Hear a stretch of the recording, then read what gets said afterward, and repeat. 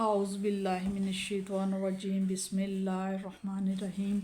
وجاوزنا اور جاوز پار لے گئے نا ہم، اور ہم پار لے گئے بھی بنی اسرائیل کو بحرا سمندر سے، اور ہم پار لے گئے بنی اسرائیل کو سمندر سے۔ فَأَتْبَعَهُمْ پس اتباع پیچھا کیا ہم ان کا، ان کی بنی اسرائیل کا، فرعون نے وجنودہ اور اس کے لشکر نے، اور ہم پار لے گئے بنی اسرائیل کو سمندر سے، پھر پیچھا کیا ان کا فرعون اور اس کے لشکر نے، بغیم سرکشی کی، وعدوا اور ظلم کرتے ہوئے، حتیٰ یہاں تک کہ اذا جب ادرکہ الغرق، اذا جب ادرکہ وہ لگا وہ غرق ہونے، ڈوبنے لگا، یہاں تک کہ جب وہ غرق ہونے لگا فرعون اور اس کا لشکر، قالا تو کہنے لگا، آمنتو میں ایمان لایا، انہ بے شک وہ لا نہیں ہے الہ معبود الا مگر الذی اس کے، آمنت جس پر ایمان لائے تھے، بہی بنی اسرائیل۔ جب وہ ڈوبنے لگا تو کہنے لگا، میں ایمان لایا کہ کوئی سچا خدا نہیں سوائے اس کے جس پر ایمان لائے تھے بنی اسرائیل، وانا اور میں من المسلمین اور میں اعلان کرتا ہوں کہ میں مسلمانوں میں سے ہوں۔ کیا اب اللہ تعالیٰ پوچھ رہے ہیں کیا اب، وقد ہے عصیتو اور تو نافرمانی کرتا رہا، قبل پہلے سے، وکنتو اور تو تھا من المفسدین اور تو فتنہ فساد کرنے والوں میں سے تھا۔ کہتے ہیں کہ اب جب کہ تمہیں نظر آ رہی کہ موت تمہارے قریب ہے تو اب تم لگے ہو ایمان لانے، کیا اب، اور تو نافرمانی کرتا رہا ہے اس سے پہلے، اور تو فتنہ فساد برپا کرنے والوں میں سے تھا۔ پس یوم آج، پس آج ہم نجی نجات دیں گے کا تجھے،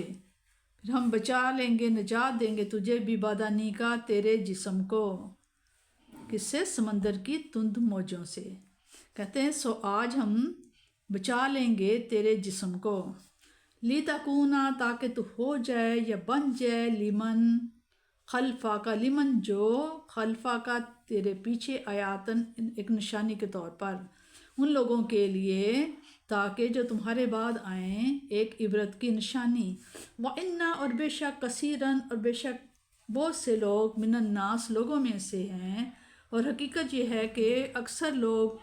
ان آیاتنا ہماری نشانیوں سے، لغافلون ضرور غافل ہیں۔ اس میں بتایا جا رہا ہے کہ جب سمندر کی تند موجوں نے اسے اپنے نرخہ میں لے لیا، فرعون کو اور اس کے ساتھیوں کو، اور اسے اپنی ہلاکت کے بارے میں کوئی شبہ نہ رہا، سمجھا کہ اب تو بس گئے ہی گئے، موت ہمارے سامنے ہے، یہ سوچا، تو خدائی کا نشہ حرن ہو گیا اور اپنے ایمان لانے کا اعلان کر دیا۔ جس دعوت کو وہ اب تک بڑی حقارت سے ٹھکراتا رہا تھا، اب ایک ہی سانس میں 3 مرتبہ اس کی صداقت کا اعتراف کرنے لگا۔ آمنتُ انہ لا الہ الا الذی انا من المسلمون، اس نے کہا، عذاب کا فرشتہ جب شہر کو آ کر دبوچ لے، پردہ غیب میں مستور حقائق جب بے حجاب دکھائی دینے لگیں، تو اس وقت ایمان لانا شریعت میں معتبر نہیں۔ اس لیے حالت اضطرار میں جب فرعون نے ایمان لانے کا اعلان کیا تو اسے اس کے منہ پر پٹخ دیا گیا۔ اس وقت فرعون نے کہا، میں تجھ پر ایمان لاتا ہوں اے خداوند، تیرے سوا کوئی خدا نہیں۔ ہو سکتا تھا کہ سمندر کی بے رحم موجیں اس کی لاش کو کہیں دور بہا لے جاتی اور سمندر کا کھارا پانی تھوڑی دیر میں اس کے گوشت پوست کو گلا کر رکھ دیتا، یا بحری جانور اسے نگل جاتے اور اس کا کوئی نشان تک باقی نہ رہتا، لیکن قدرت کو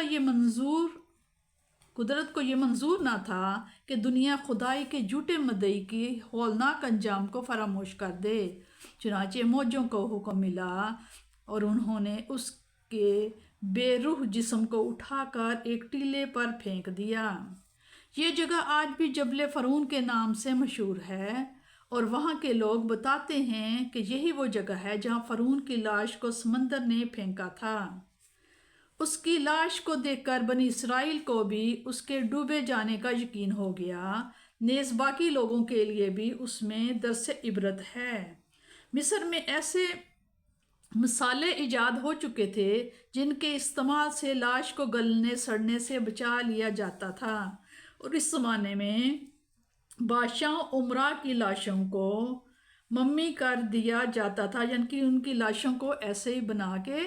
دوائی وغیرہ لگا کے اس کو ایسے ہی بت بنا کے رکھ دیا جاتا تھا۔ چنانچہ ماہرین آثار قدیمہ نے مصر کے شاہی قبرستانوں سے متعدد ممی یعنی کہ لاشیں شدہ لاشیں نکال لی ہیں جو محفوظ ہیں۔ مصر کے عجائب گھر دارالاثار میں ایک لاش موجود ہے جس کے متعلق ماہرین اثریات کا خیال ہے کہ یہ فرعون موسیٰ کی لاش ہے۔ 1907 میں سر گرافٹن ایٹ سمتھ نے اس کی ممی پر